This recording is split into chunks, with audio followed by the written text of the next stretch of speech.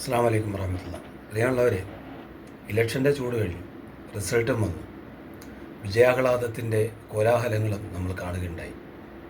ഒരിക്കലും ചെയ്യാൻ പാടില്ലാത്ത ചില വിജയാഹ്ലാദ പ്രകടനങ്ങൾ നമ്മുടെ മുസ്ലിം സമുദായത്തിൽപ്പെട്ട ആളുകൾ നടത്തിയതിൽ ഖേദിക്കുകയാണ്. അവർ ചെയ്തതിൽ മോശമായി പോയി എന്നാണ് നമുക്കൊക്കെയുള്ള അഭിപ്രായം. ഇസ്ലാം ഒരിക്കലും മറ്റൊരാളുടെ അഭിമാനത്തിന് ചോദ്യം ചെയ്യുന്ന രീതിയിൽ വിജയാഹ്ലാദ സമയത്താണെങ്കിലും അല്ലെങ്കിലും പ്രവർത്തിക്കാൻ പാടില്ല എന്നതാണ് ഇസ്ലാമിൻ്റെ അധ്യാപനം. അതിരിക്കട്ടെ, അതിനുശേഷം നമ്മുടെ രാജ്യത്തിൻ്റെ മുഖ്യമന്ത്രി ആരാകണം എന്നതിനെക്കുറിച്ചുള്ള രസകരമായ ചർച്ചകളും പ്രകടനങ്ങളുമൊക്കെ നമുക്ക് കാണാൻ കഴിഞ്ഞു.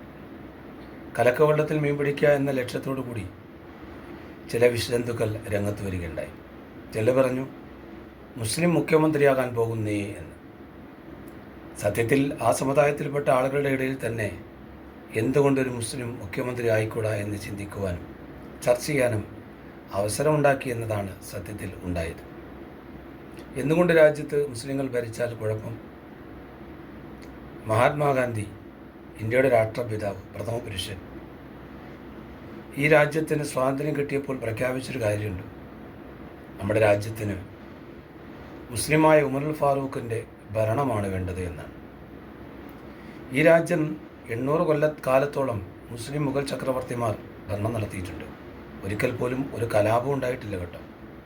ഏതെങ്കിലും ഒരു സമുദായത്തിനെ പ്രൊമോട്ട് ചെയ്തുകൊണ്ട് അവർ പ്രവർത്തിച്ചതായി ചരിത്രത്തിൽ നിങ്ങൾക്ക് കാണാൻ കഴിയില്ല. ഇന്ത്യയുടെ ചരിത്രത്തിലെ സുവർണ്ണ കാലഘട്ടമെന്നാണ് അതിനെക്കുറിച്ച് ചരിത്രകാരന്മാർ പോലും രേഖപ്പെടുത്തിയത്. ആ ചർച്ചയും കഴിഞ്ഞു. ഇപ്പോൾ മുസ്ലിം വിദ്യാഭ്യാസ മന്ത്രിയാവാൻ പാടില്ല എന്ന ചർച്ചയിലെത്തിയിട്ടുണ്ട്. എന്ത് രസകരമായ സമ്മേളനം! എല്ലാം ഇസ്ലാമും മുസ്ലിമും, ഇസ്ലാമും മുസ്ലിമും, അതാണ് വിഷയം. ഈ രാജ്യത്ത് തന്നെ എത്രയോ പ്രാവശ്യം വിദ്യാഭ്യാസ മന്ത്രിയായി മുസ്ലിമുകൾ വന്നിട്ടുണ്ട്. അവർ വന്നതിൻ്റെ ഗുണങ്ങളും രാജ്യത്തുണ്ടായിട്ടുണ്ട്.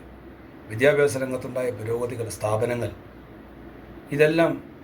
അതിനെല്ലാം നിസ്തൂലമായ പങ്ക് വഹിക്കുവാൻ മുസ്ലിം ഭരണാധികാരികൾക്ക് സാധിച്ചിട്ടുണ്ട്. എന്തിനേറെ, തീരെ പഠിക്കപ്പെടാത്തതും കൂടുതലായി ആരും പിന്നാലെ പോകാത്തതുമായ ഒരു ഭാഷയാണ് സംസ്കൃതം. ആ സംസ്കൃതത്തിന് വേണ്ടി ഒരു സർവകലാശാല പോലും കേരളത്തിൽ അനുവദിച്ചത് മുസ്ലിം ഭരണാധികാരികളാണ് എന്ന കാര്യം മറന്നു പോകരുത്.